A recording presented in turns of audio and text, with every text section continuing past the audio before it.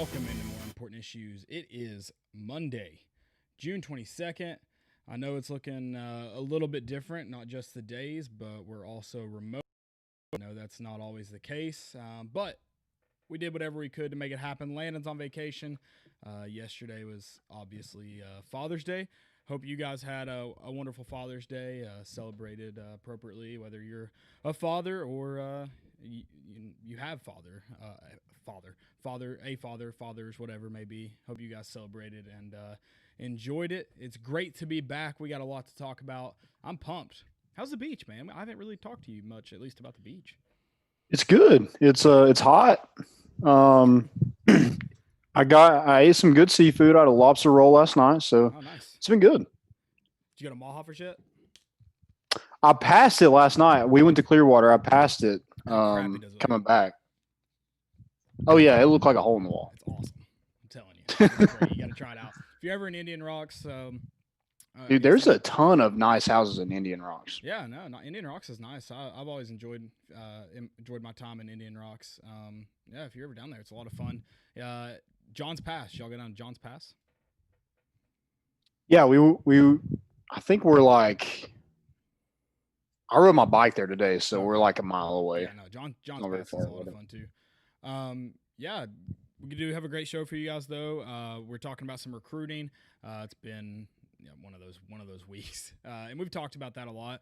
God, we tried to prepare you for it. We'll be talking about it more tonight, and then we've got some team news for you. Some numbers released for some new freshmen. Yeah, I like it. Just some I love the warrior to slaughter. I think Yeah. that's probably my favorite move. There's no zero.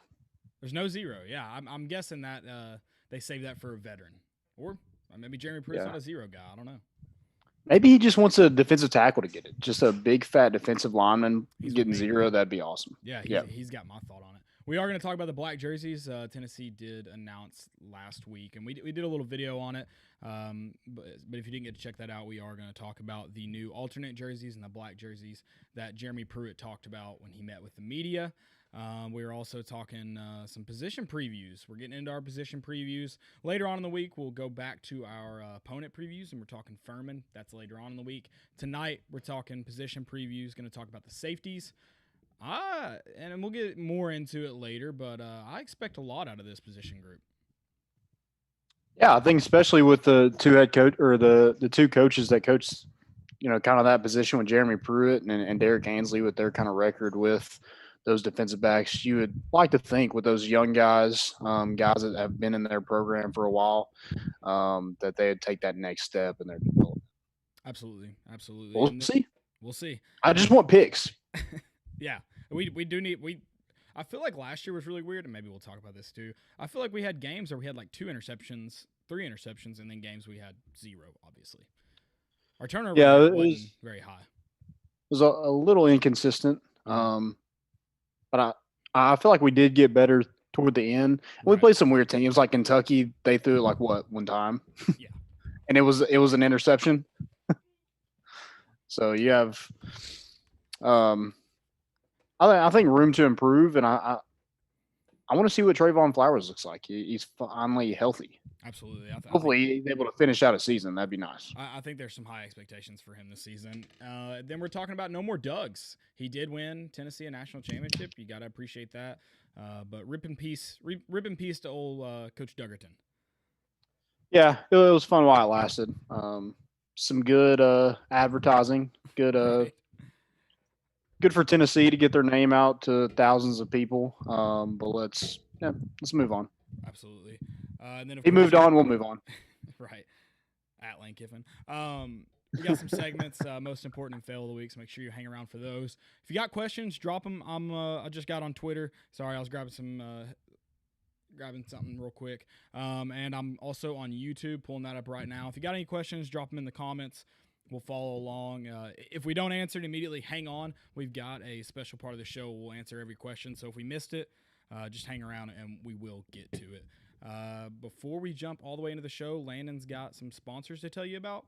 Also, I know we don't have giveaways right now, but don't worry, we'll be getting back to giveaways. So make sure you go and sign up for an account on volunteerroadshow.com so you can be entered in those giveaways. There's going to be some big ones coming up at the as we get closer to the season. Yeah, absolutely. Go check out our sponsors, Hound Dogs in Tennessee Tap House. Go get you some ball gear. Then go head over and get you a brew. Get you a nice little cold beverage from Tennessee Tap House, and just make a day out of it. Absolutely. That's I mean, Tennessee gear and beer. There's not, you can't get better days than that. So yeah, it's like anytime I want to open a beer, I'm like, oh, I got to go put on some orange. Exactly. Yep. Let's jump right into the show though. Recruiting, man, it has been a weird one. We knew this was going to happen, and we kind of talked about we didn't want it to be big name guys, but I guess the situation's kind of gotten weirder. But 4-star Kamar Wilcoxon, if I can pronounce his name correctly, officially decommitted from Tennessee on Friday. That was Friday, right? Yeah. Okay. Yep. And so I think my dates kind of mixed up. So we drove through the night, so it's weird. But yeah, I think it was Friday.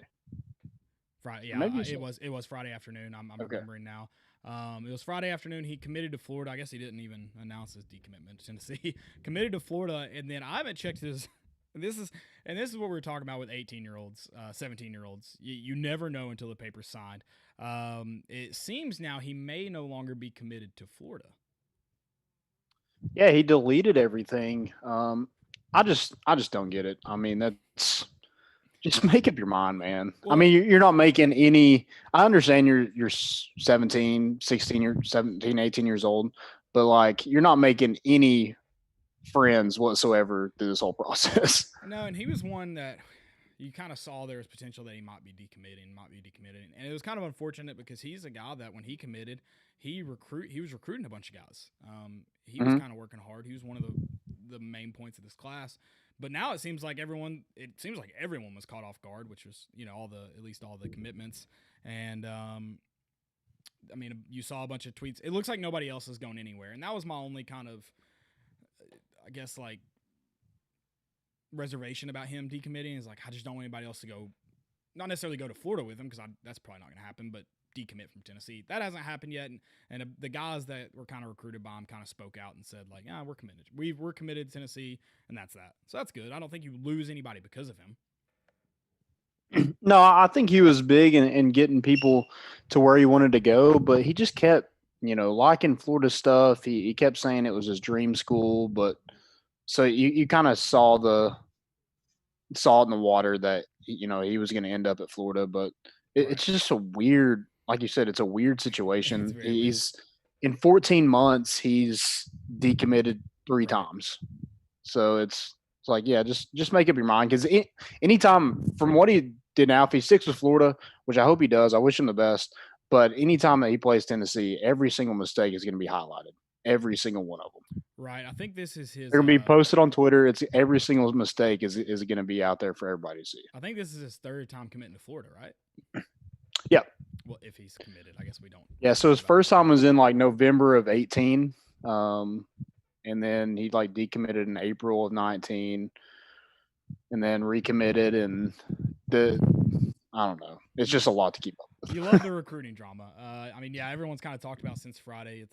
This is why they don't keep up. I mean, yeah, it's a reason to because it doesn't necessarily matter until signing day. That signing day in December or signing day in February.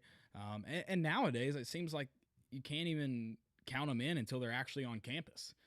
It seems like some of these, and it's not as popular as people decommitting or anything. Don't get me wrong, but there's been several cases in the last couple years, not just at Tennessee, where kids have signed their national letter of intent and never made it to campus and end up going to another school. So it happens, and it's one of those things. It's funny, but whatever.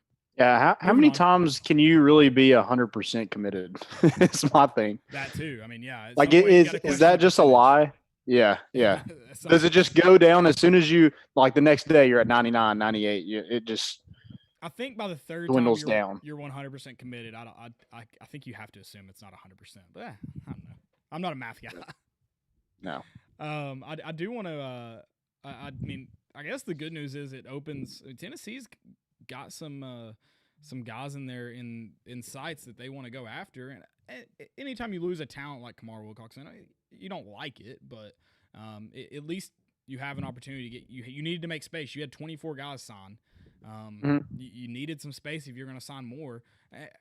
Again, I'm not like, oh yeah, we're glad it happened. Obviously, we were excited. Tennessee fans were excited when Kamar Wilcoxon committed, so I'm not going to backtrack and bullcrap or anything. But it opens more room. Hopefully, you get a just as talented, if not more talented guy. That would be great. I mean, Tennessee's picked up more steam recruiting than they had when he originally committed.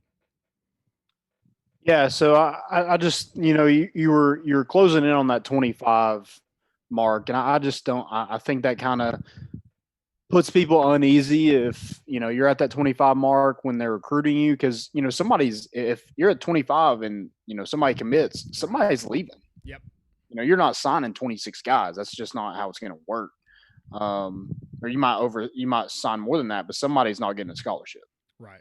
So it's it's good for Tennessee that they're able to open up. I hate that it's at a position of need, that defensive back, because I feel like Kamar could have probably been a corner, and really benefited from being at Tennessee. Not to say he wouldn't benefit at Florida, but he could. If Alante or Bryce, Kenneth George will be gone after this year. Those are three guys that could potentially not be here next season. Right. So I mean, that's cornerback position would be wide open. So if he was able to come here and compete, he probably had a good chance of playing right away. No, absolutely. Again, that's why it's not a guy that you're excited to decommit. That's not the case. It is funny though. I mean, Florida coaches had to backtrack, I guess, or I mean, this is why you don't tweet shade if you're in a college, especially if you're a college coach. You don't tweet shade. Those kids are gonna. There's a good chance they're coming back to you, or their friends are gonna be recruited by you, and it matters what you say. So I found all that interesting, but I guess he was right. It wasn't his final decision. So I guess he got it. Yeah, right. And then they had coaches throwing shade again at Tennessee, saying they're just worried about a video game and they got backdoored. Yeah, because let me tell you, Jeremy Pruitt was on the edge of his seat for the coaching carousel on Sunday night. Oh yeah, 100%. Yeah, I don't know. Yeah, the Florida coaching staff. Sorry, what were you saying? Go ahead. Do you think Jeremy Pruitt could accurately pick out, if you just had the shape of, I mean, if of any, like, I feel like you could put anything and we're like, point to a PlayStation 2. Do you think he could accurately pick it out? Okay, he's. Not, I don't think he's not tell a difference in a PlayStation 2 and a PlayStation 3. There'd be no way. I think if it was like a shadow, he might be able to tell a PlayStation 2. He's younger. He may have played the PlayStation 2. PS3. If you give him Xbox, if you give him just shadow figures where you can't see markings on and stuff, obviously brand markings, I don't know if he could accurately pick it out. He probably couldn't. He didn't know what asparagus was 10 years ago. It's funny that you say asparagus, because we actually we're in the ocean earlier today, and somebody had something in the water, and I was just like, "What is that?" I need a Vol. They have those. What was it called with the basketball team? Those little short clips on Instagram. I need a what is that with Jeremy Pruitt, where you just like imagine some of the slang terms that get thrown around in practice that have to be explained to if he asks, that would have to be explained to Jeremy Pruitt. So it's like a Chris Berman whoop. Yeah, but it's like, what is that? Exactly. I just recently learned. Do you know what dummy boss means? Like, I was like, yeah, that's dummy boss. Would you be able to tell me what that means? I don't think so. Like dope, cool. That's dummy boss. I just learned that. Oh. Yeah. I've tried to use it in a sentence like multiple times, but I forget because my head is not just that there anymore. So that's what the kids are saying nowadays. I love that. Are saying. I love that we're finally getting to that age where like we don't know things. Right. The first time I heard it, I was like, excuse me, pardon me, dummy boss. Dummy boss. It sounds cool. I won't lie. I cannot. Yeah, but it sounds like a lot. Like our youth, we shortened everything. We shortened our names. We shortened everything. Yeah, dummy. But now they're expanding everything. It's weird. Right. I don't know. I don't know what some others are. But again, like this would be a fun little short scene with Jeremy Pruitt. Explaining this. Like imagine explaining to Jeremy Pruitt that a new Xbox costs $500. A new video game. I feel like he would be I mean, he might not care anymore. That contract's pretty I nice on the feel like wallet. he reminds me of a dude that's still like frugal. Like even though he has money, he probably still wears like team issued stuff We all the know he time. hasn't upgraded the khakis. The khakis No, have not he's been upgraded. he's still what do you think he gives him at like J.C. Penney Yeah, or a probably. Cole? Is he a Coles guy? I don't know. I mean, his wife does it. He's never stepped foot in a shopping in a No. in a place. His wife does all the shopping. What is But that? he's also very particular. I'm sure he's like, I just want pants from Sam's Club, and that's it. Yeah. Like that's all I need. Yeah, that's our new. I feel like we've come up with a couple good ideas on this show of some potential shows. So, We haven't followed through with any of them, but well, hey, I haven't been able to go to any pitch meetings. So, if anybody knows any television executives that I could go to a pitch meeting, I feel like I could do this. Just let me know. yeah. I'll gladly step in on a pitch meeting. Just holler at me. Just let me know. Team news though, and unless I don't know. Well, I guess we didn't mention all about recruiting, which there isn't. Yeah, so I lot do going want to on. mention one more. So Tennessee got some kind of more bad news with 4-star weak side defensive end out of North Carolina, Trevally Price, picked NC State over the Vols.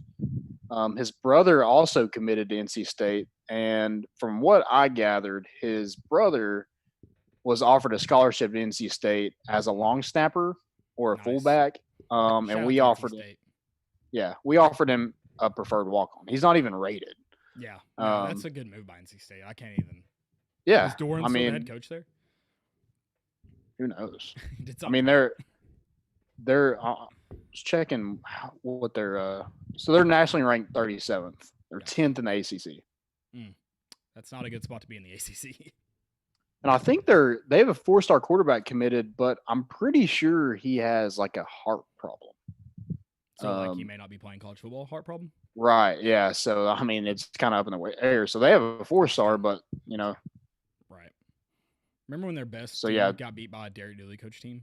That was hilarious. yeah. We had so much hope after that game. It was depressing to say the least. We had a lot of hope after we beat Georgia Tech too. It probably true. wasn't as much I was about hope. to say I don't think it was. It wasn't quite that much, but Right. you felt excited. You're like, hey, we got past. We won a game because you barely against beat a Georgia quality Tech. opponent. Yeah. Yeah. You barely beat Georgia Tech. Now, NC State, first half was rough, but the second half, I mean, slinging that thing. Zach Rogers had like 2 touchdowns, I'm pretty sure. Yeah, get the white guy the ball.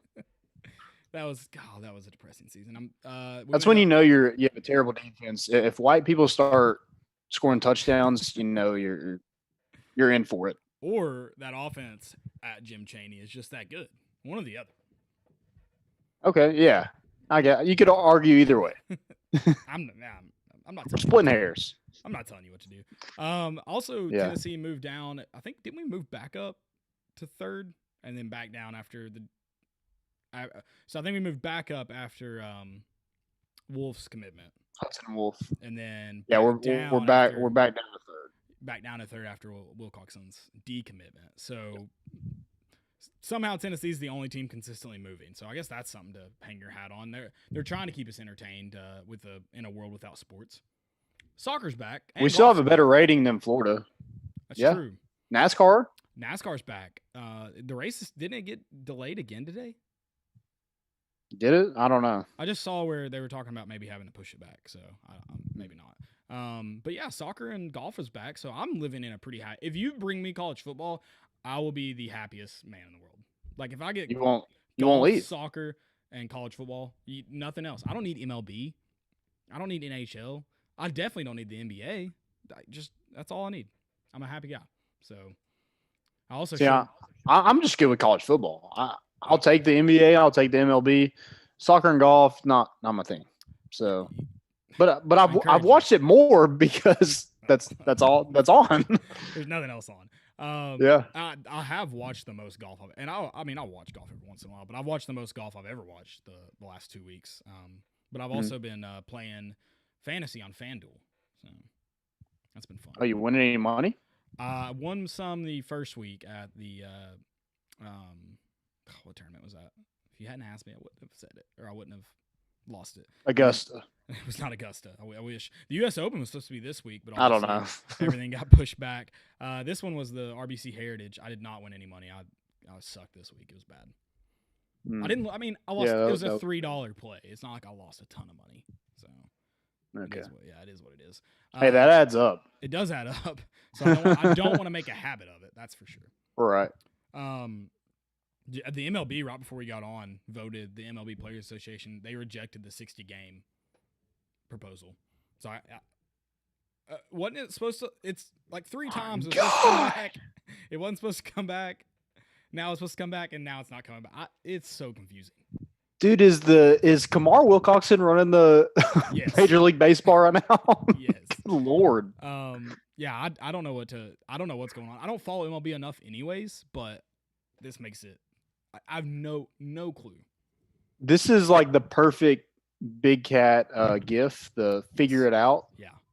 Wasn't that in? No, that was in Detroit. I think I was about to say it kind of looked like Toronto's stadium. The only figure it out. Play in a dome. That's one of my favorite gifts. Why? So is the NBA coming back? I'm so confused about the NBA. Are they coming? Well, there was one dude the Wizards dude said. I think they are at the end of July. They're supposed to move to Orlando. But one guy said he's not playing, and it's a white guy for the Wizards. I don't know if he started. I don't ever remember. I feel like I know a little bit about the NBA, and I've never heard of this dude. So, if you don't play, maybe Admiral Schofield will get to play. So, right. I don't understand exactly what their reservations are. I get that you're being asked to work during a pandemic, but when we look at the statistics, you're not. Like that one MLB guy who's like, we're risking our lives. No, dude, no, you're not. Now, if if your 80-year-old grandmother lives in your home and you have to go back home to her, yeah, then that you probably shouldn't be playing. Maybe take the year off. But these guys who was like, oh, you got to move your family to Orlando for 3 weeks. What's the biggest issue with that? People have been working in grocery stores the whole time. I don't know. I realize the seriousness of COVID-19. Don't get me wrong. But I also feel like NBA and MLB players who get paid millions of dollars a year are overreacting a tad bit. Right. Yeah, I feel like you're risking your life even more just stepping into a batter's box, not really for COVID. I would probably say, that a 90-mile-per-hour fastball is going to hurt because a lot of those guys wouldn't even experience symptoms from COVID-19. So it's they would never know they even had it. Exactly. There's actually a player on the PGA Tour who tested positive on Thursday or Friday and was quarantined immediately. So I'm curious to see this week if you see more get test positive. Yeah, what I want to know is about Texas. 28 people? Yeah, what are they doing in Texas to just everybody's testing positive? Jesus Christ. Is it 28 total on Dallas, or is it between Dallas and Houston? I know both of those facilities had. No, it was Texas Longhorns. Oh, it was. Oh, wow. See, that makes me so nervous. That makes me nervous about college football. Hopefully they don't have to make a decision right now, though. Like, of these quarantine. Of these 28 players, I think there were 23 at Clemson, 13 maybe at LSU. How many of them are experiencing symptoms? First off is what I want to know. Second off, how many of them are being hospitalized? I would like to know that too, because then it's going to tell you what's going to happen to these athletes if they do test positive for COVID. Right. Now, I realize that you got to consider support staff within the team, stadium support staff, things like that, and then you got to consider travel. I understand you have to consider those things, but a lot of people are acting like they're ready to cancel it now, and that would make absolutely zero sense to me. Yeah, it's just a weird situation. I still feel like we're not any closer to a final decision than we were 2 months ago. And we shouldn't be. I mean, it should not be. It doesn't need to be made right now. You already have the athletes back on campus.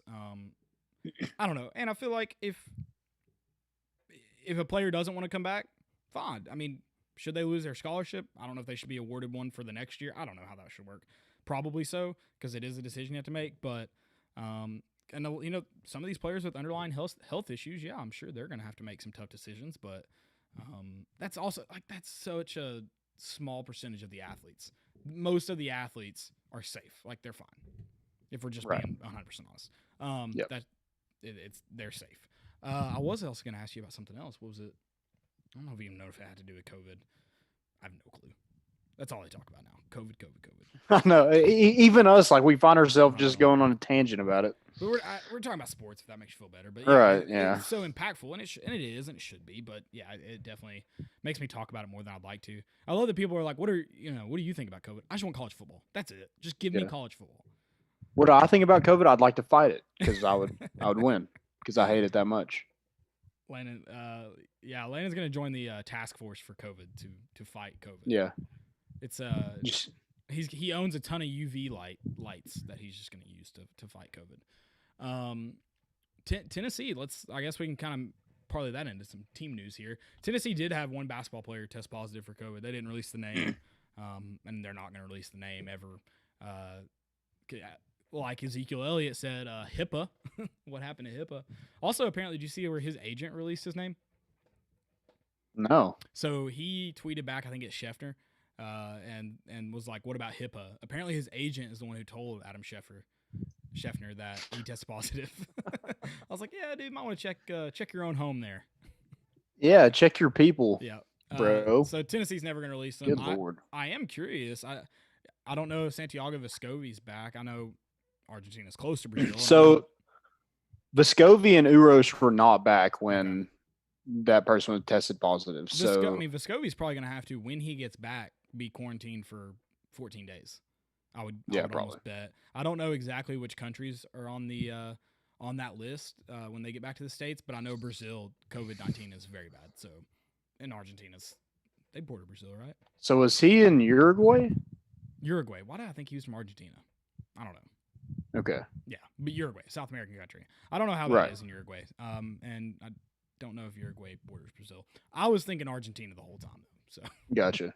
And is Uroš? Is he? Where is he at? Because I mean, I know he kind of calls Serbia home. He is in Serbia, or is he? Well, so that they were supposed to make their way back to campus this weekend. Well, I'm asking, did Uroš go to Serbia? Because I know he kind of. Yeah, he did. Okay, they're both home. That was my question. Yeah, but I mean, you expect it. So that's 2 total that have been released with athletes or people in the athletic facilities for Tennessee. You knew people were going to test positive. I mean, when you look at these football rosters, they're from all parts of the country. Some people in parts of the country that are worse than others. So you expected this. I guess it's kind of good that there's only 2, but at the same time, it probably just means you're going to have a spike later in July, whatever. Right. So I guess that's the unfortunate part. Or maybe you don't, and maybe they're able to limit the exposure altogether. That's highly doubtful, but because these guys are going out. They're going out to restaurants. They're going out to grocery stores. So they're still at risk when they're in Knoxville. They're not just at risk at home. Right. Just wear a mask. Be safe. Yeah, exactly. I don't even know. Like, I read some the other day where a mask, unless it's like a mask that covers basically your whole entire face, like those germs still kind of get out.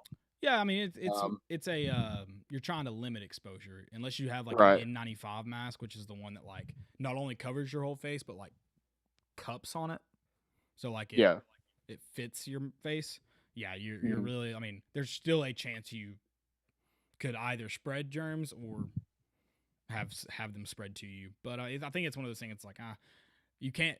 N95 masks are not widely available, so it's just kind of make the best of what you can.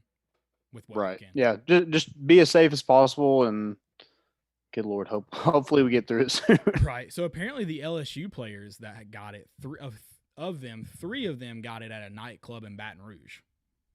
Oh, nice. So they're able to trace back to where they got it. Yeah. So that's might not be going down to Hannah's anytime soon.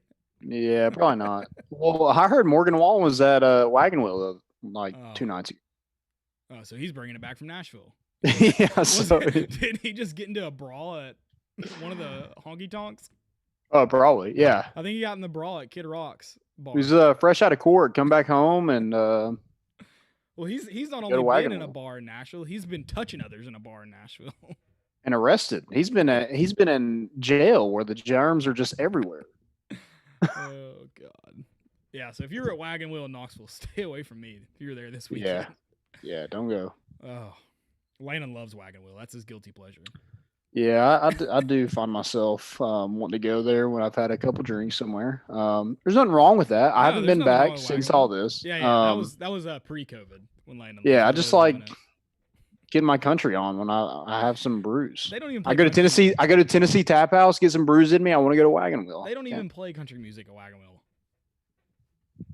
yeah, they do. I mean, as much pop music as they do, though.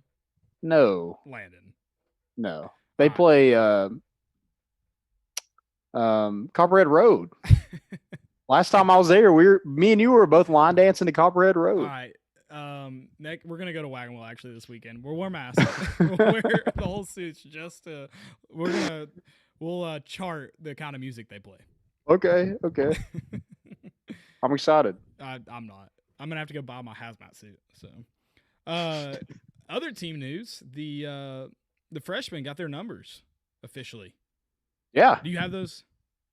I do have those. Do you want those? Yeah, I want to hear them. I thought I had them in my phone. I don't. So these are the spring enrollees, which yeah, no, not the spring. Sorry, summer enrollees.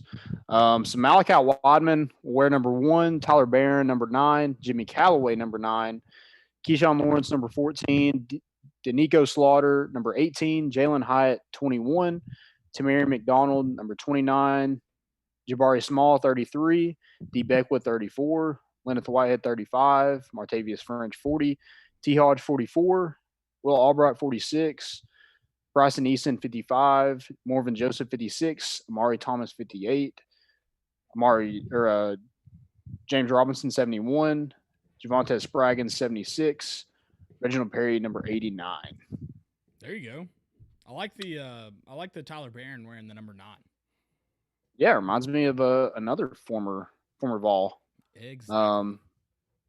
And they're actually from around the same area. He went to Innsworth before he went to Catholic. So and Barnett went to Brentwood Academy. So yeah, maybe. We'll get our hopes up at least. Yeah, for sure. I do like Keyshawn Lawrence. He was one of the highest rated players in this class, wearing number 14, like Eric Berry. So I like that one a little bit. Yeah, I'm sure. I We'll like be Reginald talking about him Perry, here soon. number 89. I think he's going to start off on defense, but I know that he's super athletic, a really good basketball player. So maybe he ends up at a tight end position, just like anybody else, I guess. Right. Yeah, if it don't work out, we'll put you at tight end. That seems to be the status quo at Tennessee. I like the Javante Spraggins. I think when he committed, he was 746% committed, and now he's wearing number 76. What was that number again? Do you remember the entire reasoning? 746. Do you remember like why? I remember he put the reasoning on there. I don't remember why now. Well, he was on our show, wasn't he? Yeah. I think he told us. He told us on the show. Yeah, We'll have to go back and I don't remember either. We'll go back and look and pull it up. Lenneth Whitehead wearing 35. That's not much of a running back number, is it? That's a unisex. It's like both sides. And T Hodge too. Wearing 44. Yeah, going the same number for Maryville. And after that 98 rewatch, I'm getting a little antsy maybe and getting ahead of myself, but could we see the revolution of fullback and maybe using a running back because T Hodge isn't a small dude and he's also fast. Yeah, I wouldn't hate it. I would love if you had a fullback like T Hodge. Like a Sean Bryson, a guy that can exactly. you can utilize in a number of ways. Yeah, that'd be awesome. What is going on? After watching that 98 rewatch, I need a fullback, but I don't need a true Iowa fullback. I need a 4-4 fullback. Yeah, that's what I need. Like I've changed my stance. They don't make many of them. They don't make a lot of them, but you got to go find you one. Exactly, but I've changed my stance, and I think T Hodge is that Sean Bryson guy. I need T Hodge to make a move to fullback / running back. He's got. Sure. I'd say he's bigger than Sean Bryson, right? I don't know, because everybody in the 90s like so much bigger than they actually were, just because their pads were so big. See, I thought Sean Bryson. For a fullback, I thought he looked small. like Yeah. width and height wise, which I'm sure he Hmm. was for a fullback. I feel like T Right. Hodge is. I mean, he's what, like 6'2", 6'3"? He's a big kid. Maybe not Yeah, that he's pretty big. big. Yeah, probably like 6'1". Yeah. He's probably big. There we go. All right, that's my only ask, Jim Chaney. Let's get a fullback involved, but not an Iowa fullback. I'm talking four. We'll call it 4.5 speed. How about that? Yeah, and no zeros. Which D. Beckwood said he wanted to wear 0, and they put him at number 34, which is not a wide receiver or tight end number. Yeah, that's an interesting number. Yeah, and these can change because you haven't really lost anybody No. besides Tim Jordan, who we'll talk about in a second. Um, so maybe you see some of these guys kind of switch around a little bit. But yeah, D. Beck with number 34. That's the odd one to me. That is strange. I didn't notice that one didn't stand out to me. I don't know why. I guess I was focused on some other guys, but yeah, that is a strange number. And Jalen Hyde at 21. That's kind of an odd one as well. It is, but someone pointed out the Derek Rogers number, It was, yeah. so I kind of like it. I just think when I see 21, I think it's Sean Taylor. So I feel like that should always be on defense. Didn't Zach Rogers' brother wear 21 too? What was his name? He was before Derek. What was his name? I don't remember his name. Was it 21 though? He wore 21. I don't know. I know. Zach wore 83. Yes, Zach definitely didn't wear it. I'll see if I can find it real quick. I know Jacquez Jones was number 21 last year before he transferred. Gotcha. He did play wide receiver, but he didn't play very much. Right. So I don't know. I know that Kasim Hill, he was number 20 last year. He moved to 11. So I guess they just didn't have that many numbers. Austin Rogers was his name. Let's see what number he was. Oh, okay. Is he a tight end? No, he's a wide receiver. He's 21. Okay. I would guess his stats are probably better than Zach Rogers. Maybe not Zach's senior year. I feel like Zach had some good games his senior year. Yep. But I would bet Austin Rogers had some. See, he played, I think he was like 07, 05 to 08. So he finished with 891 receiving yards for his career. Had a really good year in 07. Went out. Oh, there I am. And then 180 in 2008. So. Okay. Looks like he left his. Looks like he redshirted his freshman year. No, he didn't. He's got 2 sophomore years on here though. That's weird. Oh well, I don't know. Austin Rogers, I remember Austin Rogers. Yeah, 21, big 21. I like the Danico Slaughter. I think that's I like the Slaughter. First off, I like the name. You can't. Yeah, that's an awesome name. I saw somebody on Twitter. I think it was Chad Fields say that we need to make number 18. Anybody who has a great last name, they wear number 18. I can support that fully. I like that. Who'd you say was in 14 again? Keyshawn Lawrence. I like it. I like it. Yeah, I think that's a number that needs to be reserved for someone great. So, for sure. So Tim Jordan. Tim Jordan. Did we? Oh yes, we briefly talked about this on Thursday. I was thinking we had talked about it. That's unfortunate, and I mean we talked about this in the video as well, and we've talked about it prior to the athletes returning to campus. Man, when you put them home, that's just. I mean, they can get into trouble. Obviously, they can get in trouble on campus. There's no doubt about that. But it's harder to keep up with them. It's harder to communicate with them. It's harder to hold them accountable when they're home.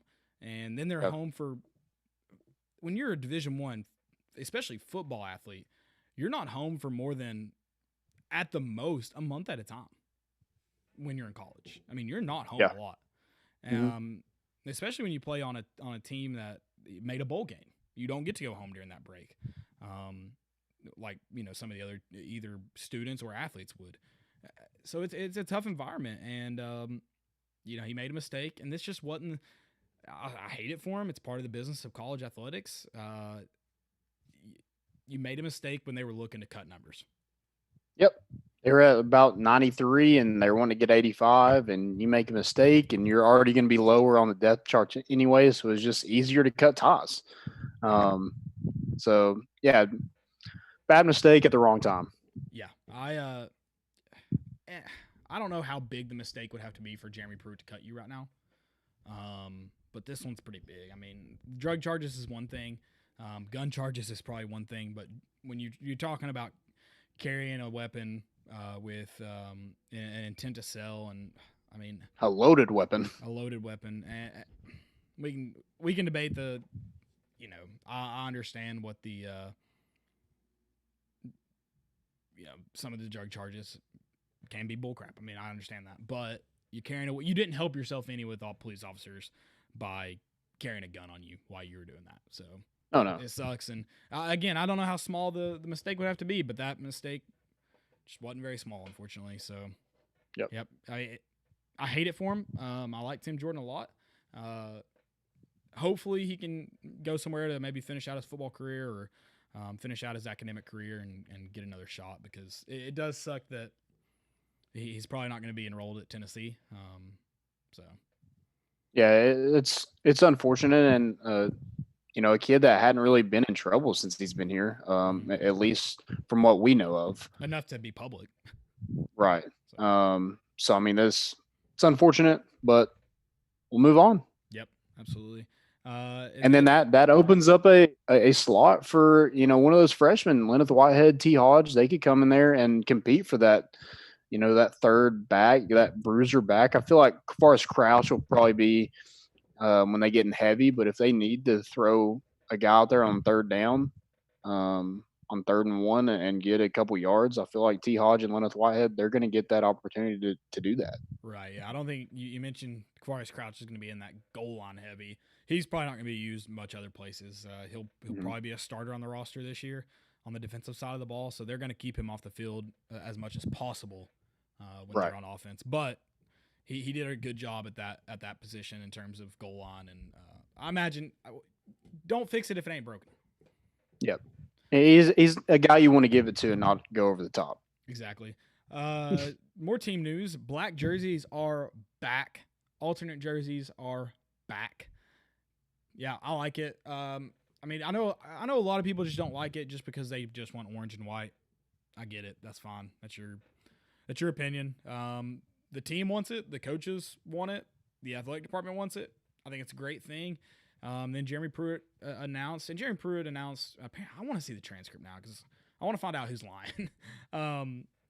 He said he would go to a Black Lives Matter type of organization. T. Martin clarified on Friday with the Swain event that it would be going to a local East Tennessee organization, I believe is what he said. Mm-hmm. So the money is, and that was a lot of people's issue with it, and that's fine. I didn't necessarily take issue with it, but I wanted it to see, and I mentioned it on Thursday, I wanted to see it stay in Knoxville or East Tennessee.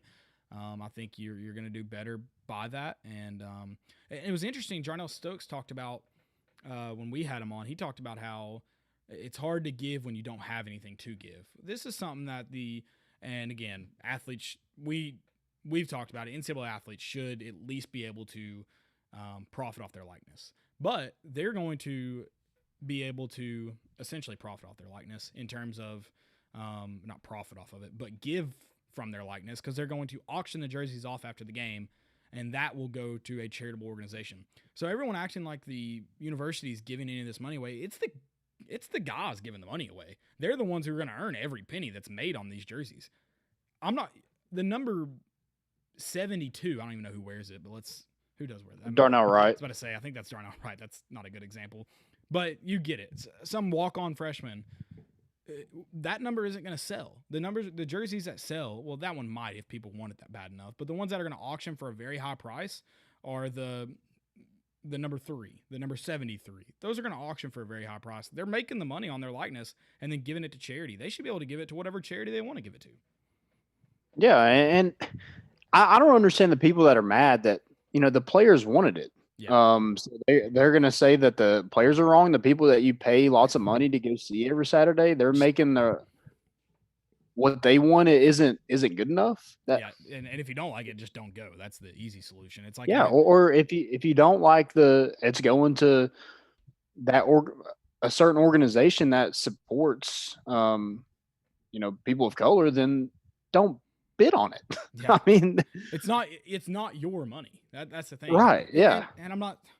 I don't know what side I'd be on if the athletic department just came out and was like, we're giving $3 million to fill in organization. I don't know how I'd feel. They haven't done that. I'm not worried about it. And it's probably wouldn't be taxpayer money anyway. So is it even to be argued about? I don't know. But this money is made off the players playing the game. If you don't like it, like you said, don't bid on the jersey. Don't go to the game. Yeah. Don't buy concession And stands. if you want Don't to, buy the parking pass. yeah, if you're that mad and want to sell your season tickets over this, Do then it. go. Yeah, You won't be missed. No one will care. No. No one will care if Tim Smith with Confederate flags in his background on Facebook isn't going to buy season tickets. No one gives a crap. The fact that you brought that up, that's the thing with NASCAR. They're like, if you don't like it, just don't go. Like, Yeah. just don't go. It's not that hard. I don't know. I won't watch it on my television. I won't do it. No one is forcing me to go to a NASCAR race, and if they did, I would promptly kill myself because I don't like NASCAR. Yeah. Don't go. Don't go. Go race in your backyard with Johnny. I don't know. Go to the Smoky Mountain one. I'm sure they don't care. Johnny. Like, no one cares. If that's your opinion, that's your opinion. I'm not saying you're right or wrong or that you're stupid, but you're probably stupid. But just don't go. Don't give them your money. It's not that hard. I don't know. It's like this amazing thing in America where you can care, you can support whatever you want to support, and you might look dumb doing it, but it's your right to do that. So it's your right to look as stupid as you want to look. Right. Yeah. No one's gonna care. No, not at all. But I do like how it's staying in East Tennessee. I think do. that's a good thing. That was, I mean, I mentioned that on Thursday. That's what I preferred, and I think I named one organization off, but and that was the Emerald Youth Foundation, and but I'm not saying it has to go to the Emerald Youth Foundation. That was one off the top of my head on Thursday. I've seen a lot of them mentioned. A lot of people actually tweeted back at the Swain event and named off some good ones. That would be one great thing to, hopefully maybe they do, and in terms of having these players go out and research these organizations and letting the players should decide.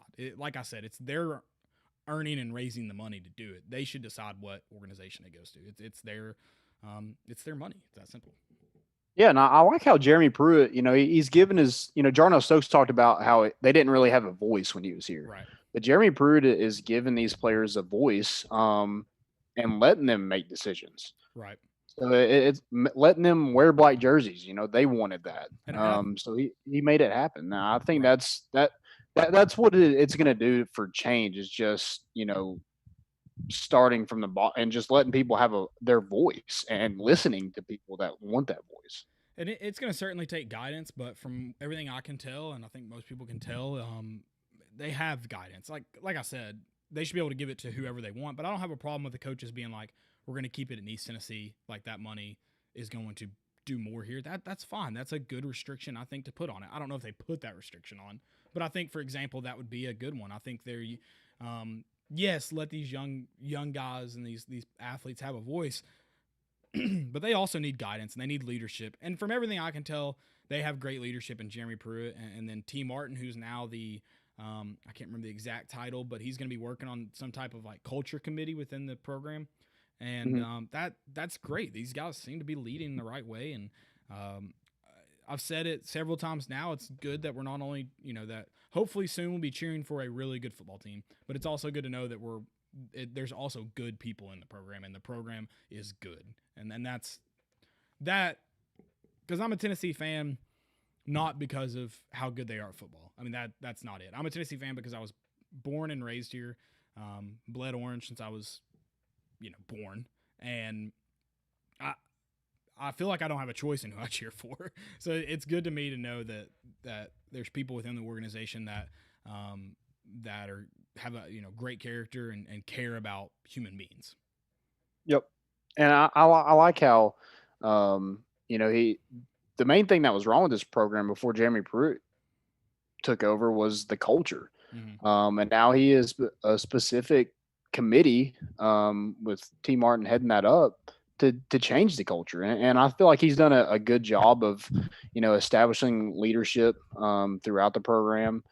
And it's like, how can somebody be mad about that? Like, people were just mad on Facebook and some people on Twitter saying that this is about politics. This isn't about politics at all. It's about, changing that culture. It's about leading a football team the right way. And so I'm sure in that interview with Fulmer, I'm sure like he was asked how is he going to change the culture, and he's taken that and ran with it, Right. and done a great job so far. So I don't have any complaints with all this. I think it's um, great. You know, maybe Pruitt was, and I think a lot of that just comes from not being educated on what is out there. Because honestly, like, don't know that many off the top of my head of charities and organizations out there that you could give the money to.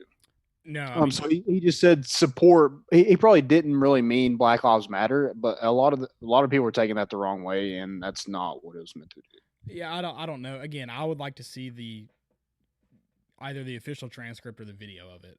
But at the same time, who cares? Did he maybe he misspoke? Maybe he didn't. Maybe he that's what he said at the time, and since then has gone and looked at better organizations to give that money to, and that's fine with me too. So Yep. it is what it is.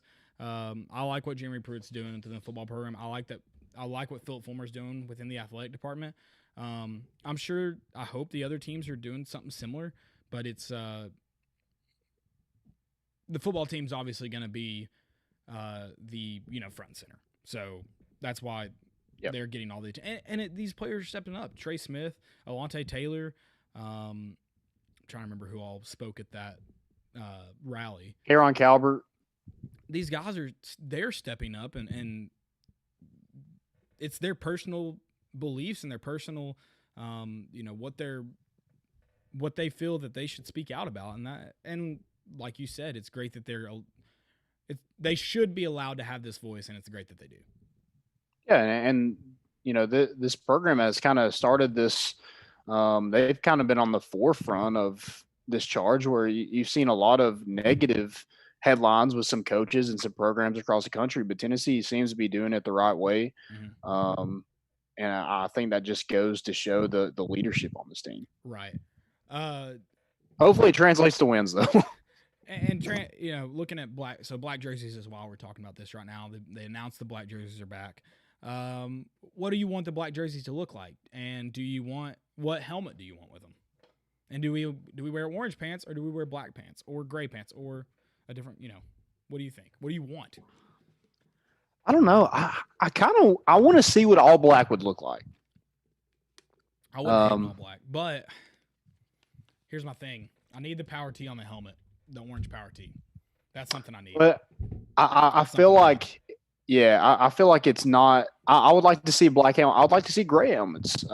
If they rolled out the smoky gray helmets, I would not complain. But I mean, they sold them in that yard sale, so I doubt.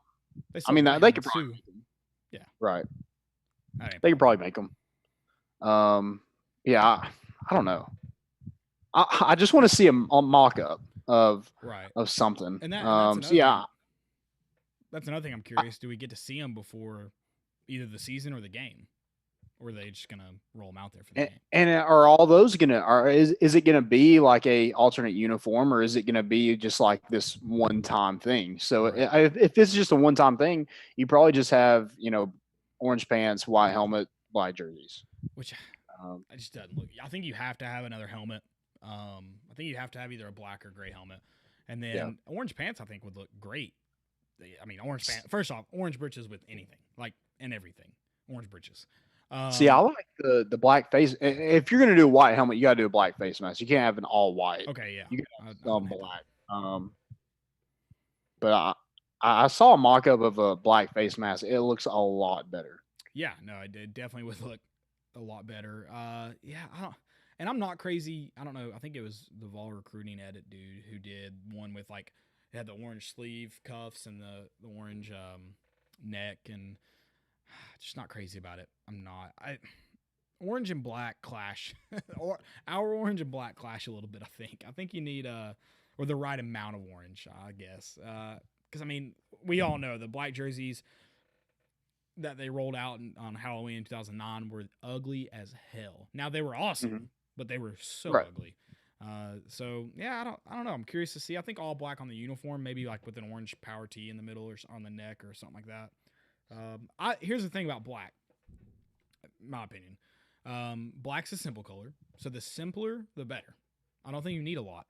I agree. It just needs to be black. That's it. It's that simple. And I wouldn't hate like a gray or black pant with it. Orange would be better, but I wouldn't hate. What if they got some orange pants? Because I know the stripes coming back. So what if they got some black stripes on the orange pants? Do you think that's too much? I'd be interested to see it. Okay. I'd be interested to see it. I think I'm trying to think it of in my head, and it doesn't really look that great in my head, but it probably looks better than white stripes. Yeah, it probably does. Yeah, with the black jersey. Yeah, or maybe 100%. Hang on to the plain orange pants for that night. I don't know. I'll tell you this: it's gonna look good. Finally, we have something that looks good with those black cleats. Whew, those are ugly, man. Those are ugly. Are we gonna be allowed to wear? Is Tennessee gonna wear black socks that night? Because, God, that uniform could be ugly. It could be, yeah. Hopefully, so we wore white socks last year, right? White, definitely in 18. Honestly, I'm gonna say yes in 19, but I can't remember. Yeah, we're gonna look like the dang Ice Bears out there with their alternate jerseys. Or the the Hawaiian ones that the Smokies wear and sell. Yeah. Yeah, those. That's like a minor league baseball team. Yeah, you could. I have faith in Nike that they get this one right. I mean, the Smoky Grays were awesome. People can say what they want. They want orange, they want white. That's fine. But the Smoky Grays were a great alternate uniform. And I didn't dislike the ones that we wore with Adidas, other than we didn't have a gray helmet or a different color helmet. The white helmet with that gray was awful. I didn't hate those gray jerseys. The only thing I hated about those jerseys wasn't the gray. It was the tire tread mark on the chest. But that was on the orange and white ones too. Right. That was terrible. I don't know who at Adidas was like, let's make it look like we ran over them with Michelin tires. That'll look fantastic. Oh yeah. Idiots. Adidas just misses, man, on everything. It's the journey for them. They're bad. But they make some great shoes. They do. But I will give them that. They make some great shoes. Yeah, their uniforms that they made for us were absolute trash. And then all their soccer uniforms look the same. Like everybody in the World Cup that wore Adidas, outside of like Germany, everybody looked the same. It's terribly stupid.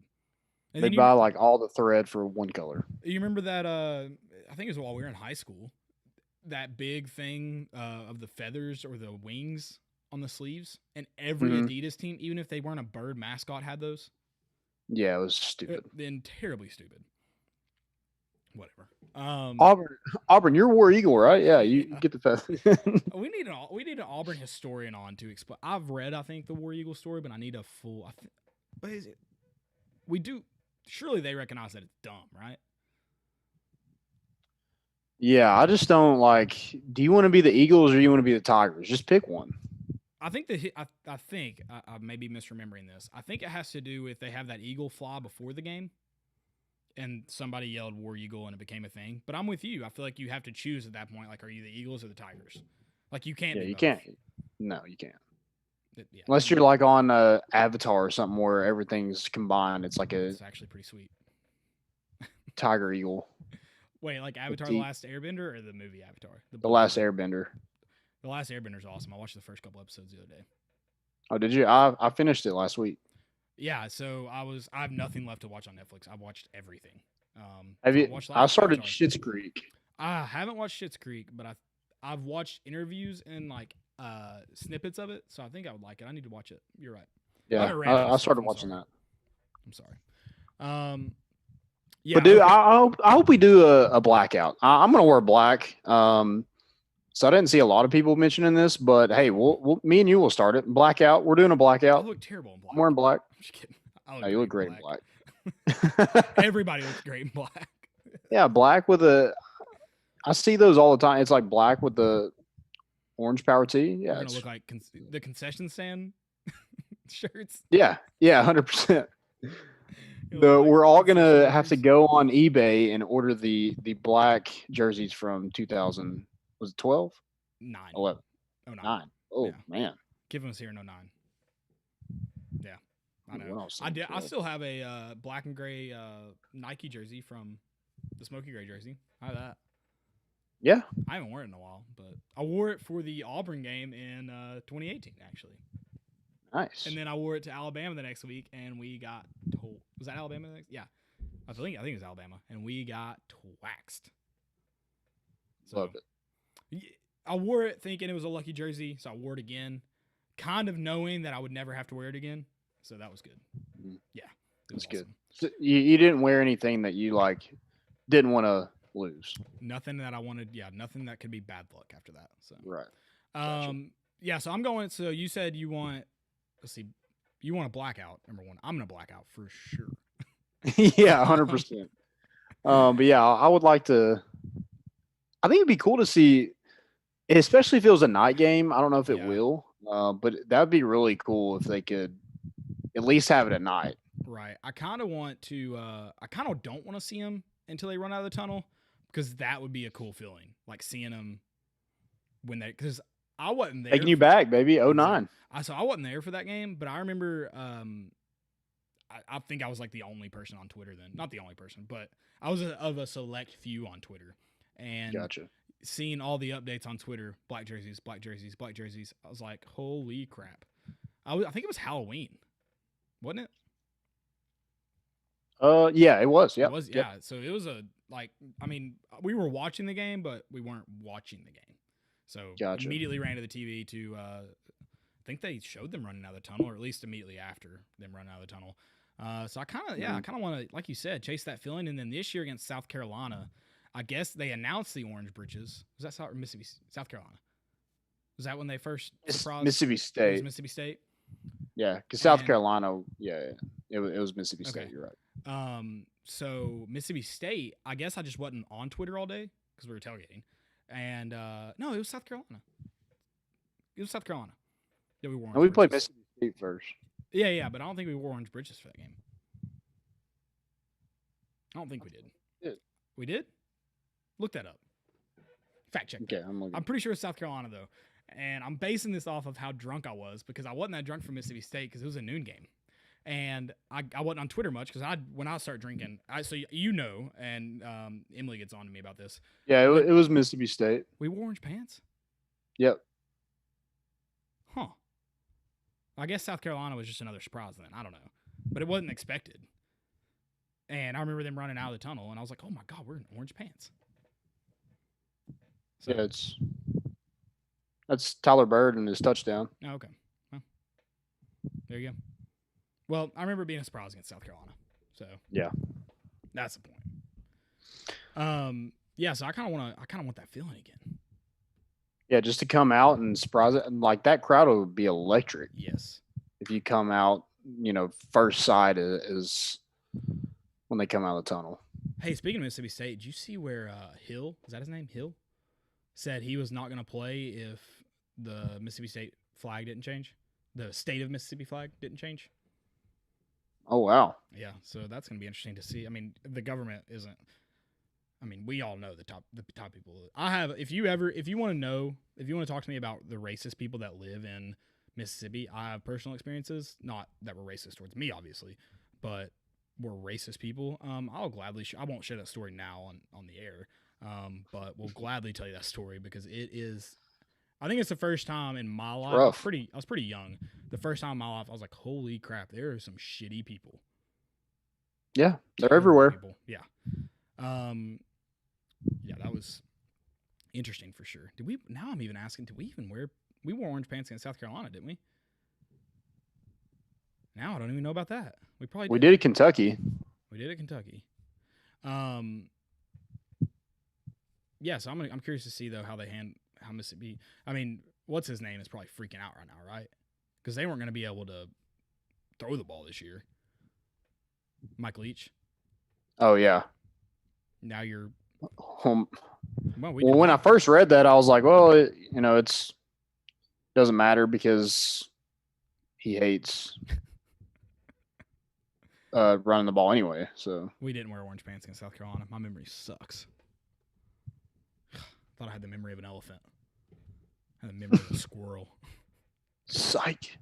Yeah, I guess it was Mississippi State. God, that just did not feel like I don't know. It didn't feel like a big tailgate. And I thought I remember tailgating like all day leading up to the orange bridges. Mm. Oh well, it is what it is. Yep. We did tailgate that game because I remember being called insane. I think we showed up like 8 a.m. for that one, and like 6 people showed up because it was a noon game after Oh the yeah. Georgia game, right? Mm-hmm. Georgia the week before? Yeah, so everybody had kind of given up on the season. Yep. Yeah, that was a fun one. Yeah, because that was a must win. I think it was like crappy weather. It was. It started off, I think, crappy. I think it was supposed to rain in the morning, but I It think got the day, better. yeah, I think the day was better. And then that day, South Carolina, as we were getting back to the tailgate, South Carolina kicked or went into overtime with Georgia. That was that day. Beat them. Yeah, Yeah, beat them. that was that day.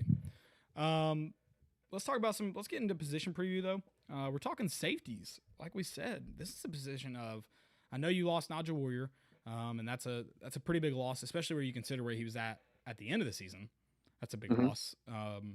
One of the best players on the team when you're talking about the Kentucky Missouri games, the final few games of the season.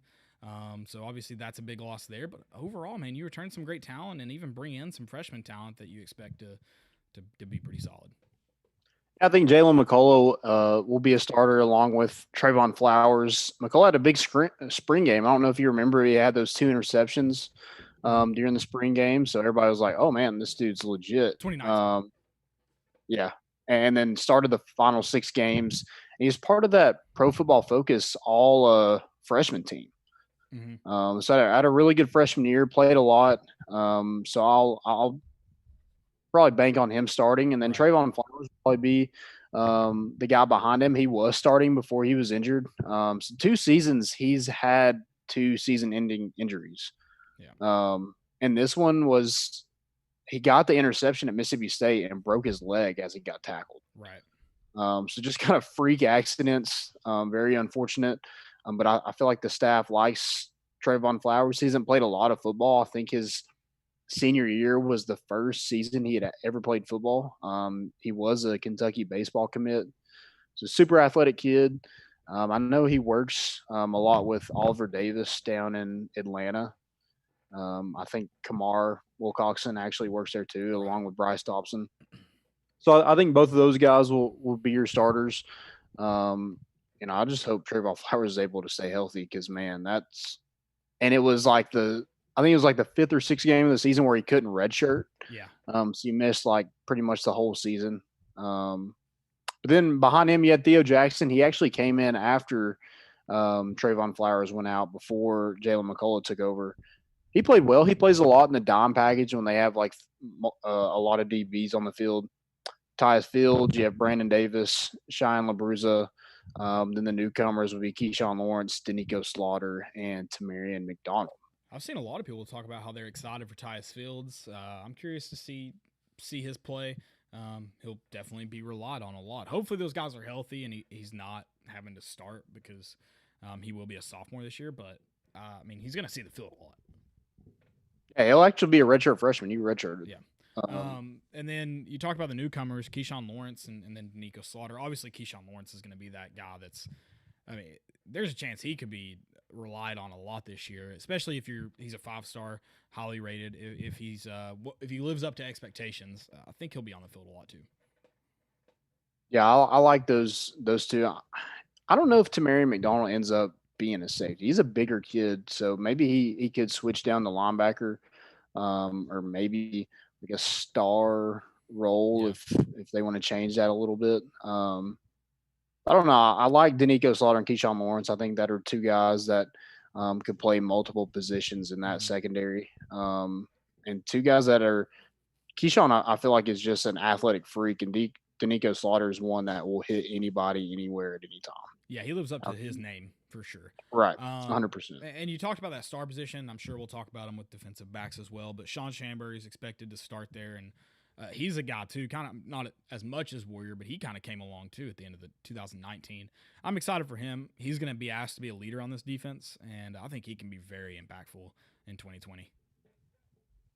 Yeah, I just want to see picks, man. I like pick sixes. That's probably the most exciting thing in football is a pick six. Well, that's what I was about to say for Sean Schamberger. I want to see him create turnovers. He's going to have the opportunity to create a lot. That star position, you find yourself kind of in on the action quite a bit.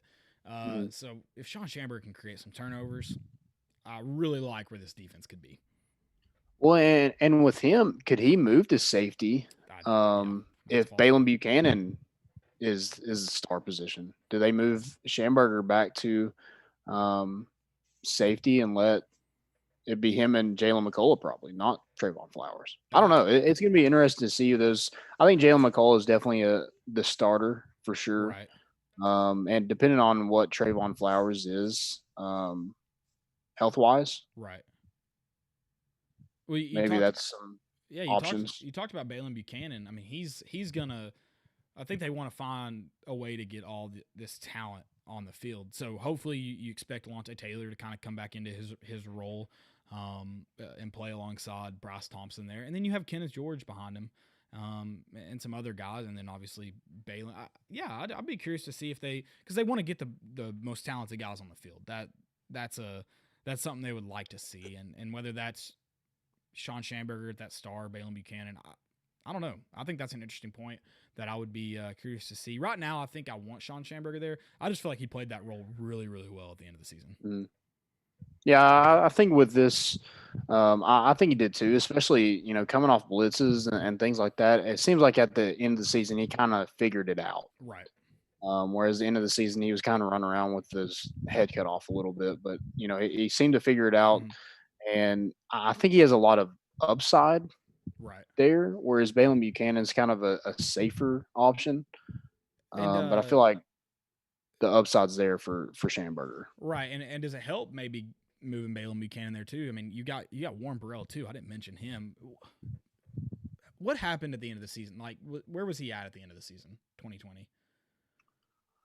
I mean, I know Bryce came back, so that Mm-hmm. was Mm-hmm. it. Was when Bryce came back, he was kind of just lost. Right. Um, But I mean, at there that were point, I remind don't think he me. played necessarily bad, but he didn't play very well either. Yeah, I'm trying to remember. I mean, he was a guy that was relied on a lot early in the season. You mentioned Bryce Thompson wasn't there, and then you Well, had yeah, he was the starter when okay, Bryce was out. and then you mentioned then we just talked about how Lante Taylor was kind of on the shit list after the BYU game. Yeah. Um, I don't know. Jerry Pruitt is going to rotate a lot of guys at that corner position. There's not that Taylor and Thompson won't see a majority of the time, but it's a lot of move. I mean, think about how often the corners blitz in Jeremy Pruitt's defense. Think about how often the defensive backs blitz. I mean, you can't play a whole game there. Oh yeah, they'll bring anybody at any Yeah, time. So I think that's what's big with this um, safety group is who can play better in the run game. yeah, If you can produce in the run game, you can blitz a quarterback and get to them. You're probably going to have a better chance of seeing the field, and that's why I think Keyshawn Lawrence and Danico Slaughter have a good chance of seeing the field early, just because they rotate so many guys. right. At times it seems like they have 11 DBs on the field, whereas that's They do. I not mean, they true, do. but it Well, seems like it. not 11, but that's Yeah. another thing I was going to say in terms of looking at these safeties and this defensive backs. I mean, you do have a good if you're not even that second guy, you do have a good chance of getting on the field, especially on third down. Jeremy Pruitt loves those sets with a lot of defensive backs on the field. You're right, it's not 11, but it's a lot of them in there, especially on Mhm. third down. You're going to see a lot of defensive backs. If you're a defensive back on Jeremy Pruitt's defense, that alone gives you a good chance of being on the field. Right. I want to see ball hawks. I want to see Yep. picks. I want to see hard hits. I don't think We did, that's we going to be haven't. I don't think the hard hitting is going to be lacking in this group. I don't have a lot of questions about that. Yeah. Hopefully. Well, not a lot of targeting, but a lot of hard hits. That's what I want. Right, absolutely. I'm excited for this safety group, this defensive back group as a whole. I think Jeremy Pruitt's done a good job not only developing but recruiting that talent as well. And then obviously, this is looking way forward, but to 2021, there's going to be some even more, help on the way coming in that class. Yeah. I expect a lot out of these safeties. I know that's probably with Nigel Warrior leaving, I know that's probably asking a lot, but I feel like you had the chance to. There wasn't a ton of pressure on you last year. You had the chance to kind of develop, and I know two guys were injured, but I feel like that gives you even more of a reason to be better as a group in 2020. Yeah. Got to be. Got to be able to develop guys. It took Nigel Warrior kind of 3 years to Right. figure it out and put it all together. So hopefully, with the Jeremy Pruitt, Derek Ansley defense, you're able to see these guys develop a lot earlier than you did Nigel Warrior. Yeah, and before we get done talking about, I do want to mention, I mean, it's going to help this group a lot if we actually get some pressure on the quarterback, and there's a lot of questions I know surrounding the the defensive line, the pass rushers. But if the pass rush is half good this year, I'm confident that these safeties can create a lot of trouble in the secondary. Yep. You ready to go to Doug's? You ready to talk some Duggerton? I'm baffled. I mean, there's not a lot to talk about. We won the Natty, and he's gone. I do want It's to. over. Why? I'm not asking why you leave Tennessee. I get that. You want to move on. You want to get more people involved. Why go back to Toledo? Yeah. You gained all this publicity. You know all these other schools were watching Tennessee generate these clicks. I mean, ask Georgia and Florida who couldn't stop tweeting about it. Why not go to another Division I FBS Power 5 program with a social media presence? You could sell more T-shirts. That's what I don't understand about it. Yeah, I don't get that either. And if you want to go back to back, you're not going to be able to do that at Toledo. Yeah, I don't know. I thought it makes you wonder, is Barstool even give a shit about the money? Because they're not going to make any money doing this at Toledo. They're not. They had 115,000. That is the dumbest number ever, by the way. 115,000 people watching, and I'm not making fun of it. I was one of those 115 watching that national championship game. That's just, it baffles me. A 6-year-old video game of a dude who sucks playing it. It's mind-boggling, honestly. Yeah, he's not very good. So yeah, he's definitely not going to win one at Toledo. Not a chance. He plays Tennessee this year, actually. So, little revenge game for Tennessee to get back on their head coach leaving. I know who I'm cheering for. I'm baffled that they didn't go to another. Wisconsin would have been a great school for him. I'm sure Wisconsin football would have gladly done pretty much what Tennessee did with Duggerton. Maybe I'm wrong. Which was that an option? I didn't watch the carousel because I knew he was leaving Tennessee. I don't think so either. Yeah, I forgot, but I think Michigan State was. I mean, you had Power 5 again. I just don't get if you're. I mean, you're gonna. You've already been there. You're trying to generate clicks, is what you're trying to do, and that's just what I don't understand. Right. It's weird. Yeah. It's very strange. You got a most important of the week? Oh, I'm sorry. I do have a most important. It's Eli Manning got his number 10 jersey retired at Ole Miss. Nice. So along with his dad and Chucky Mullins are the two others at Ole Miss. Did his dad wear number 10 or did his dad wear 18? His dad wore 18. Okay, so I think we can go ahead and bank on little Manning not going there, right? He can't wear 10 or 18. Yeah, and 18 was not only his granddad's number; it was also his dad's number. Yeah, so he can come here and play wear 18. He does wear 16 at Newman, doesn't he? Mm-hmm. Okay, I got another Manning for most important. Maybe they let him wear 16 here. I'm sure his uncle would be fine with that. I think here's my hot take about that. I don't think you should be allowed to retire numbers. Okay, that's not true. You should be allowed to retire numbers for like very prominent people. Like New York should retire number 2, right? Like New York Yankees. Like that makes sense. Yeah. But typically, I feel like you should just retire jerseys. Because wouldn't you run out of numbers eventually, anyways? If you had a half good program. Yeah. And then like Johnny Majors, they didn't retire his number, right? They just retired his jersey. Because I know AJ Johnson wore 45. Yeah, but has anybody worn it since? Okay, you stumped me. I don't know. I can pull it up real quick. I don't. I think he was the last person to wear it. Was he? So did it? But I didn't think it got retired while he was there. Did it? Unless they had him did. Back. Yeah. I do know when Peyton Manning retired his, Rick Clausen was wearing it, and he changed to 7 at least for that game. I don't know if he finished out the season in number 16 or 7. That I don't know. Gotcha. I'm looking it up. I'm trying to pull up 45 right now to see. Because I'm with you. I don't know if anybody wears it. Do you have any more most important? I do have most important. It's another Manning actually. Peyton Manning donated. Nobody wears 45. Peyton Manning donated several schools that were affected by the hurricanes in Southeast Tennessee. I don't know if it was just these 4, but it was Central, East Hamilton, Grace. I believe that's a private school, in Ottawa, down in the Chattanooga area they were hit by some tornadoes pretty bad. I think I said hurricanes. Sorry, tornadoes pretty bad in April. I think maybe March, and he donated. I can't remember the exact number, $5,000 to $10,000 to each program, and actually originally did not want them to know that it was Peyton. I don't think.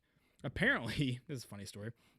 Apparently, he called the athletic director, I think of Ottawa, and somebody was like, "Hey, Peyton Manning wants to donate, money to you all," and he thought it was a prank. Like he didn't believe it was real, which is fair. I don't know if I got that phone call from about Peyton Manning, I don't know if I'd believe it either. I probably think it was a prank too. Yeah, and Peyton, Peyton's always giving back, and it's good to see too. I don't know if he's involved much with the Chattanooga area. He does, fun fact, own a golf course or have ownership in a golf course just north of Chattanooga in South Pittsburgh. Isn't he still with? Doesn't he still do like St. Mary's and stuff too? I'm sure. Is there a St. Mary's in Chattanooga? I'm just talking about all the St. Mary's. He used to be in like every single one of their commercials and everything like that. I mean, so I just assumed that he'd still be with them. Oh, he's very like charitable giving. I mean, I think he pretty much, I don't know how it works, but he opened that children's hospital in Indianapolis.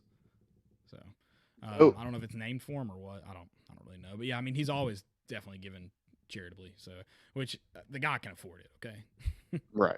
Yep. He's not hurting for money. No. Not at all. Any more most importance? I don't. Most importance. I don't think I have any either. Dude, I do need to say this. This isn't most important. I was at Calhoun's on the River on Saturday. It was a beautiful day. It stormed for like an hour, right? Beautiful day. And man, let me tell you, Neyland Stadium looked gorgeous. I mean, I saw that video of you. It was sexy. Like you're over there drooling. You're spilling some of your beer was going down than your chest. So it was getting into your taco meat you had hanging out. You're going a little buttons. I wore an undershirt that day, McGuy. Don't get on because I would have sweat through that shirt. It was hot. But I was that video was not candid, but there was a video before I cussed in it, so I made Emily take another one so I could post it. The first video I was just staring at Neyland, and Emily was like, "What are you looking at?" I was like, "Damn, I can't wait to be there." It's like I just want to be in her so bad. So fun. I miss Neyland Stadium. I miss it so much.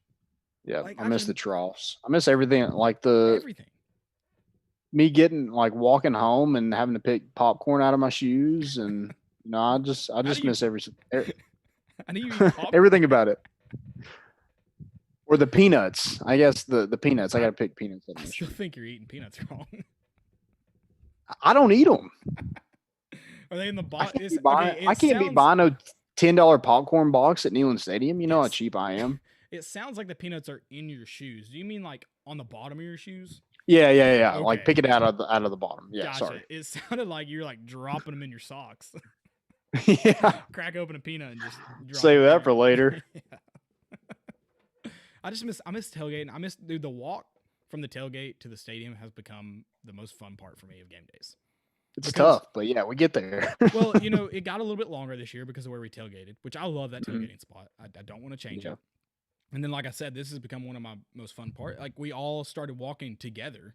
Everybody started leaving at the same time. It was just a fun time, and a little bit of trash talk maybe to other fans. Mostly though, high five. Yeah, mostly high fives. It's harmless. Exactly. Most high fives to Vol fans, and maybe a beer or two on the way. It was a good time. I like our goodbyes. How we just like part our separate ways. We all sit on like opposite ends of the stadium. Yeah, we have north, south, east, and west covered. And we always end it with go Vols. Exactly. I'm gonna shed a tear just thinking about it, man. I know. I miss it so bad. I can't wait to do it again. And then the meetup after wins. That's the best because it's electric. It's always when we see each other across the parking lot. It's like hands up, like how about them Vols? What about them Vols? Something along those lines. It's a chest bump. Yeah, it's a good. We can't be doing that anymore. No more chest bumps. Well, I'll still chest bump you. No, I'm just kidding. I'm everybody's, especially like imagine. See, that's why you can't have people in the stadium because if we score a touchdown, I'm high fiving everyone within a reachable distance to me. That's how I've always done it, and I'm not going to change. I'm not going to change. No pandemic can stop me from being who I am. Take that, COVID. You got any fails? I do have a couple fails actually, and my second one's kind of long. So, my first one is by the Unbiased American Sports. I think you saw this. They ranked sports by difficulty, and there were 60 total. Some of them I loosely called them people. They loosely called them sports. I'll just read off the first 10. Fair. Yeah. Number 1 was boxing. Number 2 was ice hockey, which I'm gonna stop there because if you've ever even skated, you know that ice hockey should be number 1. Like all that goes on in to play ice hockey is probably makes it the hardest sport to physically just get onto the ice. Number 3 is football. Number 4 is basketball. Number 5 is wrestling. Number 6 is martial arts. Number 7 is tennis. Number 8 is gymnastics. Number 9 is baseball or softball. And number 10 was soccer. I don't understand how so many combat sports can be in the top 10. Yeah, like wrestling, that doesn't make like wrestling is fake. Well, it should be like dead last. I don't think it was that wrestling. Also, easy. You were gonna get some hate from the wrestling crowd for calling it fake. Oh, sorry, Mayor. Oh, I've seen some. If you call it fake, they will go after you. It's incredible. Well, it's fake. So there you go. I hope you get RKO'd by somebody tonight. I hope I do too. That would actually be a funny story to tell people. It would be. But I just don't understand. Like, I feel like half the battle in boxing is being a psychopath, right? Or an MMA. That's half the battle. Yeah, I feel like a lot of those, yeah, rugby is another one. Like, you have to be a certain amount of psychopath. Rugby, like, you gotta throw the ball. You have to catch. Like, you have more athletic movements in it than. And I'm not saying boxing isn't difficult. It's obviously difficult. I don't know. To be number 1 though, I have to pump the brakes. Yeah, football number 3. I don't even know if it's the third most challenging sport I've ever played. No, it's not. I mean, there are difficult aspects of the sport of football. If you're able to play it in your backyard, it's not that difficult. So cornhole doesn't do it for you? No. Also, as a track guy, you might appreciate it. This was so my favorite event to watch in track was the 4x400, and then second was the triple jump. Triple jump's ranked number 34.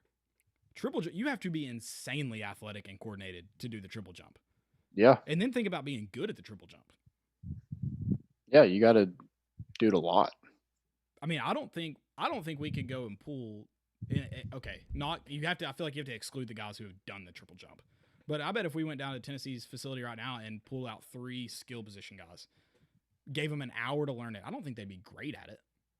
No, they'd be probably mediocre. That's a difficult thing to do. And it's ranked 34th. 34th. And you know what? I'll concede golf too. I don't even know what number it is. 51.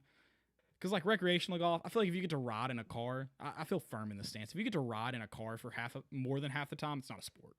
Well, putt killed golf. Like it made like. That's good. Yeah, there's some interesting ones, man. There's some interesting ones. My only fail is the University of Virginia modifying their logo. Dude, I don't understand. Like they literally just took the grip off of it and made the V a little lighter. Do you remember what it had to do? Like it had something to do with.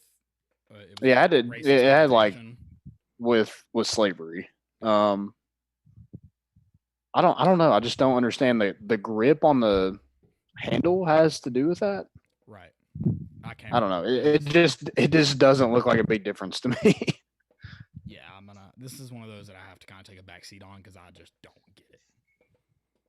Yeah. I don't understand. I guess that's why it's a fail for me. I just don't get like if it's you didn't change it that much if it was a big deal.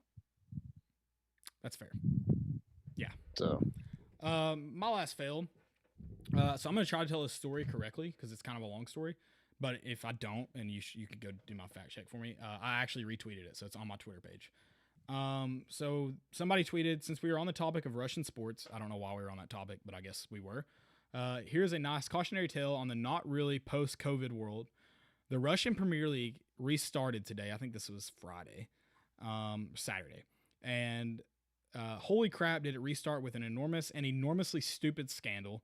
An entire team got infected. So an entire team tested positive for COVID-19, right? Okay? An entire team. Enough players inside the facility tested positive that it was determined that the entire team got infected. Like everyone, including the coaching staff and support staff, had to be quarantined. So they weren't able to play their game on Friday or Saturday. They asked the other, so they were like in one of the top spots for the Premier League, the Russian Premier League, if one or two. And the other team they were playing was also in the running for first, second, third place, whatever, like a higher spot in the league. So they asked them to reschedule the match, and they told them no. They're like, no, you have to forfeit. Like, we're not going to reschedule, even though their entire team had been infected by COVID. So the team that's infected decides to send their youth squad, so no one over the age of 17 years old, to play this team, and they got slaughtered. I think it was 10-1 was the final. Oh my gosh. Yeah, and they did not let up at all. Like, they scored like 7 goals, which is more than enough, and decided to score 3 more. I think the youth league scored in the first minute, if I remember correctly. That's awesome, I guess. That's a good story. Good Lord. Insane. That's like, it's not even sending your B team. That's like sending your that's like sending the kids of the players to go. Yeah. Oh, I mean, like, these kids are young. Like, I think there was a 15 and a 16. Like, I think several 16-year-olds. I think a 15-year-old maybe playing in this game.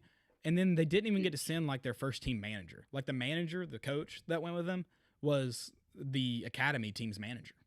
Like, it wasn't sending – they didn't at least get world-class coaching or anything like that. They got their normal coaching. It's sending a youth team to go and get slaughtered by one of the best teams in the best league in the country. Yeah, that's like putting your your weakest people on the front lines. It's exactly it. Setting them up for failure. That's awful. Well, and it's like they either had to forfeit or send this team. So, and I'm sure the good thing is I'm sure the youth players were like, "Oh, this is awesome! Like, we get to play and we're first team players." So that's cool, I guess. But yeah, they let them score and got their hopes up, and then they just slaughtered them. They did score 1 goal though, which I feel is an important note of this story. I'm just like, here's my question: if you're the team that refused to reschedule, do you not understand that that's gonna come back to bite you in the ass? Like, at some point, you're gonna need something from that other team, something, and it's not gonna happen. Like, they're not gonna give you any leeway. Right. That's pretty dumb. Pretty dumb. But whatever. You got anything else? That's all I got. That's it. Guys, I want to thank you all for listening. I know it's been a little bit different. Appreciate you all always joining us when we're live. Had fun, like always. You can catch us later this week. I don't think we've decided a day, right? No, we'll probably Wednesday or Thursday will probably be. Yeah. So look out for that. We can do it. Right. Look out for that show. We'll be live Wednesday or Thursday night around the same time. So just make sure you're looking out. And then next week we'll be back to normal. Don't know exactly what's on the schedule for Wednesday, Thursday, whatever day, but are talking Furman, going back to our opponent previews and going to get more in depth with our opponents this year before the season starts, assuming the season starts. I'm banking on it. I want to make that walk to Neyland. Just take that, George Quarles. Yeah. That's all we got. Go check out Volunteer Roadshow. They got a lot more content, a lot more shows on there. Keep an eye out for them. And that's all we got. I'm going to go eat some Jets Pizza. So we're bringing the boat in, and we out.